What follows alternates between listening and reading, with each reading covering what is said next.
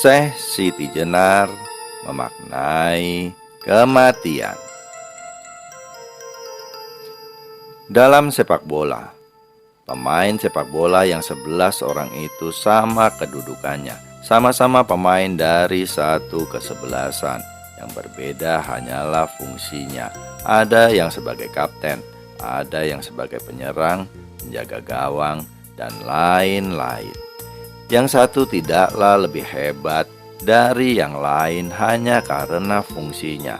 Kehebatannya terletak pada sejauh mana dia bisa mengoptimalkan perannya.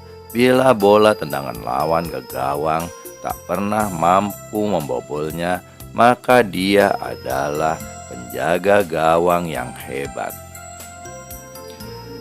Sesama pemain tak boleh saling perintah, nanti menjadi kacau balau. Setiap pemain harus bermain sungguh-sungguh sesuai dengan skenario dan arahan sutradara. Dalam dunia hewan, itu hal yang biasa. Dalam dunia lebah atau tawon, ada yang menjadi ratu, tentara penjaga sarang, dan ada yang menjadi pencari makan. Semua bekerja sesuai dengan peran yang diembannya. Semua berjalan normal. Semua berjalan sesuai dengan fungsi hidupnya.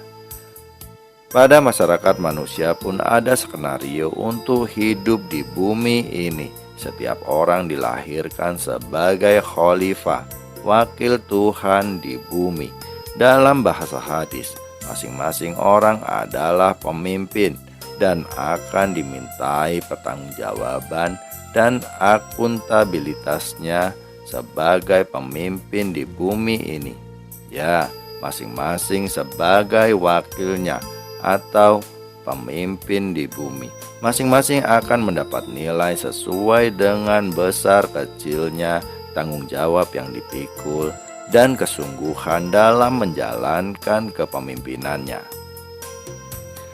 Di luar fungsi dan besar kecilnya tugas, manusia sama kedudukannya, sama-sama sebagai hamba Tuhan, sama-sama sebagai mayat. Dengan kata lain, sama-sama hidup di alam kematian. Artinya, sama-sama antri untuk menuju hidup sejati. Karena itu, manusia tidak boleh menyombongkan diri, tak perlu merasa lebih berkuasa daripada orang lain. Seorang raja tak perlu merasa berkuasa terhadap rakyatnya. Raja atau rakyat cuma peran di alam kubur ini. Jika semua orang menyadari perannya masing-masing, maka tak ada saling perintah di antara manusia. Pemerintah tak perlu mengeluarkan perintah. Loh, apa bisa berjalan suatu pemerintahan jika tak ada perintah terhadap rakyatnya? Sungguh bisa. Tak ada alasan pemerintah tidak bisa bekerja bila tanpa perintah. Negara-negara maju sekarang ini sedang berjalan menuju pemerintahan tanpa perintah. Karena itu, mereka terus-menerus mengurangi perintah. Hidup di alam modern bukanlah hidup di bawah perintah. Hidup di hari kiamat, di zaman kebangkitan, bukanlah hidup di bawah komando. Tak ada lagi saling memerintah dalam kebangkitan. Semua orang bekerja sesuai dengan rencana dan deskripsi kerja yang diterima. Setiap orang terpanggil untuk memenuhi kodrat dan irodatnya. Tak ada kewenangan bagi seseorang untuk memerintah yang lain. Loh, apa saudara hendak mengajarkan pelajaran untuk menolak perintah? Apa tidak menjadi rusak suatu negara tanpa mengeluarkan perintah? Memangnya kita ini mendapat mandat untuk memerintah orang? Mari kita baca dengan seksama ayat di bawah ini. Sesungguhnya Rabbmu ialah Allah yang menciptakan langit dan bumi dalam 6 periode, dan Dia bersemayam di atas arsy. Dia menutupkan malam kepada siang dan siang kepada malam. masing-masing mengikutinya dengan cepat.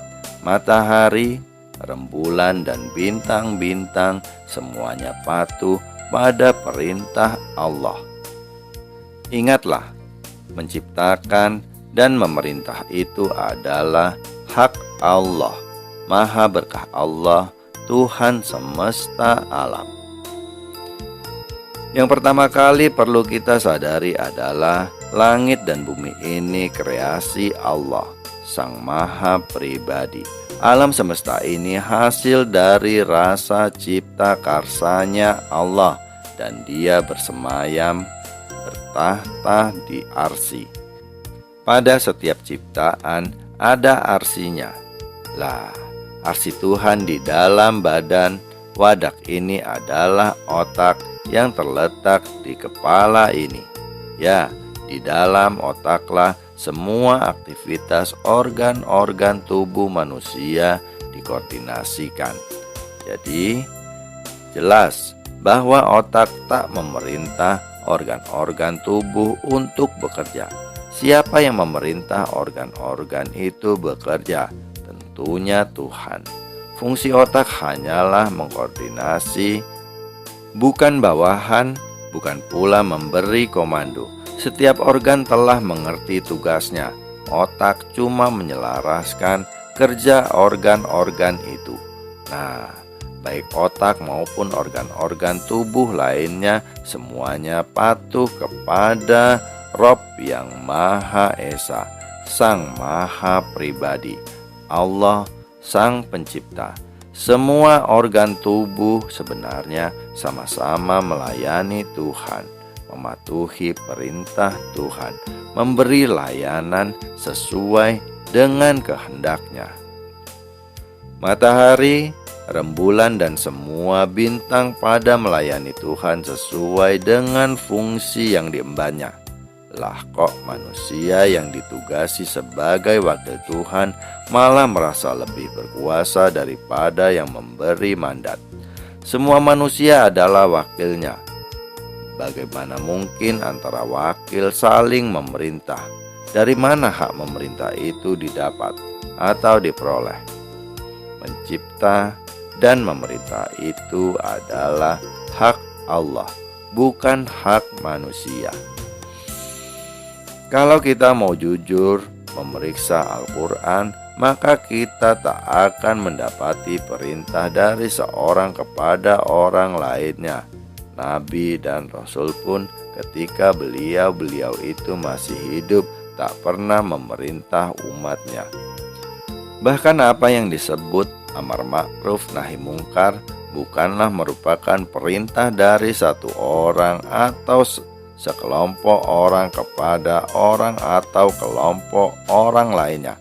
Amar ma'ruf merupakan pengajaran, pendidikan, dan pelatihan untuk hidup yang benar.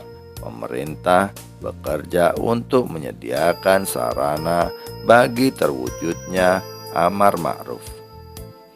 Bila Nabi dan Rasul itu tak punya hak untuk memerintah umatnya, lalu untuk apa mereka itu diturunkan kepada umat manusia?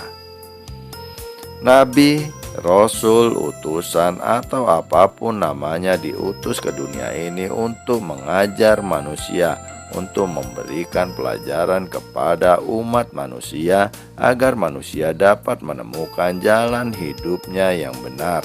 Meski ada Rasul atau Nabi yang menjadi raja atau kepala negara, tapi mereka tidak bertindak sebagai pemerintah atau untuk menguasai manusia.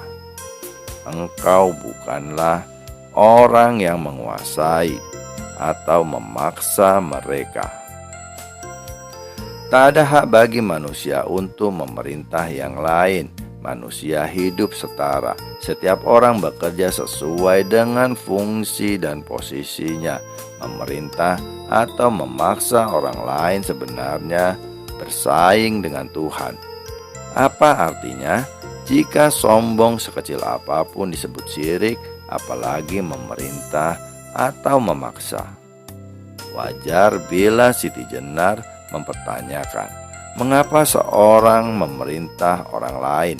Menurut Siti Jenar, semua manusia di bumi ini statusnya bangkai, sama-sama berada di alam kematian, menyongsong kematian. Yang benar, manusia hendaknya saling membimbing, yang tahu memberi pelajaran kepada yang belum tahu, yang berharta membuka lapangan pekerjaan sehingga pengangguran tak ada atau berkembang, yang kuat menolong yang lemah membantu yang kuat. Dengan demikian, hidup tanpa perintah bukanlah utopia, bukan hayalan atau impian semata. Memang perlu masyarakat yang dewasa, yang matang untuk membentuk kehidupan tanpa perintah. Pendidikan sesuai dengan tingkat kemampuannya harus bisa dinikmati oleh seluruh rakyat. Budi pekerti tetap ditanamkan sejak kecil. Keteladanan dalam hidup ini tetap dijalankan oleh para orang tua atau yang dipandang tua. Kata instruksi di negara-negara maju tidak lagi bermakna perintah seperti yang dipahami oleh masyarakat di negara berkembang. Instruksi berarti proses pengajaran atau pengetahuan tentang sesuatu yang diajarkan, atau pernyataan yang menyebutkan bagaimana sesuatu itu seharusnya dikerjakan. Karena itu, kalau kita beli barang-barang elektronik, kita akan menerima lembaran petunjuk. Di situ dicantumkan instruksi tentang cara-cara mengoperasikannya.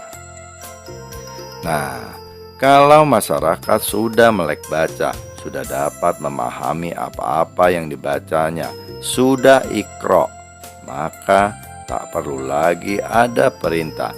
Hidup tanpa perintah. Tak ada kewenangan pada seorang untuk memerintah orang lain. Dinyatakan oleh Siti Jenar bahwa semua orang sama-sama tidak dapat melihat Hyang Sukma, sama-sama tidak bisa melihat Tuhan yang Maha Esa. Jadi semua yang ada ini hasil dari cara pandang kita, produk dari persepsi. Lah, kenyataannya kalau tanpa perintah, pekerjaan tidak bisa jalan. Rakyat tak dapat berbuat jika tak ada yang memerintah. Pernyataan itu tidak sepenuhnya benar, sebagian benar. Tanpa perintah, sesuatu tak dapat berjalan bila sistemnya semrawut, bila tak ada koordinasi, bila pembagian tugas dan perannya tidak benar. Namun, kita juga menyaksikan banyak hal yang terjadi dengan baik di negeri ini tanpa menunggu perintah pihak yang berwenang. Banyak pihak yang menjadi karena kesadarannya sendiri. Kita harus menyadari bahwa ada kodrat dan irodat di dalam diri kita. Kodrat dan irodat itu sifat cahaya ilahi. Bila kita rajin meniti, kita telah menempuh hidup sejati. Siti Jenar tidak beradu pendapat, tidak berniat makar terhadap pemerintah Demak Bintoro. Siti Jenar hanya membabar ilmu tentang hakikat hidup. Di antara yang diajar oleh Siti Jenar adalah anak cucu penguasa Majapahit, dan yang diajarkan berbeda dengan yang telah diajarkan oleh para wali lainnya yang mendukung pemerintahan Demak Bintoro. Sultan takut terhadap kemungkinan bangkitnya kembali kekuasaan Majapahit. Makanya Syekh Siti Jenar diperintah untuk datang menghadap ke Demak Bintoro. Hidup saling memerintah itu tidak benar menurut ajaran Siti Jenar. Karena itu dia menolak. Kebenaran yang diajarkan oleh Siti Jenar dewasa ini makin terasa dan makin tampak, terutama di negara-negara maju, Amerika, Eropa, dan Jepang. Kearifannya pada 500 tahun yang lalu baru mewujud pada akhir abad 20 kemarin. Kearifan yang luar biasa, meski kala itu belum kondusif, belum cocok. Bersambung ke episode berikutnya.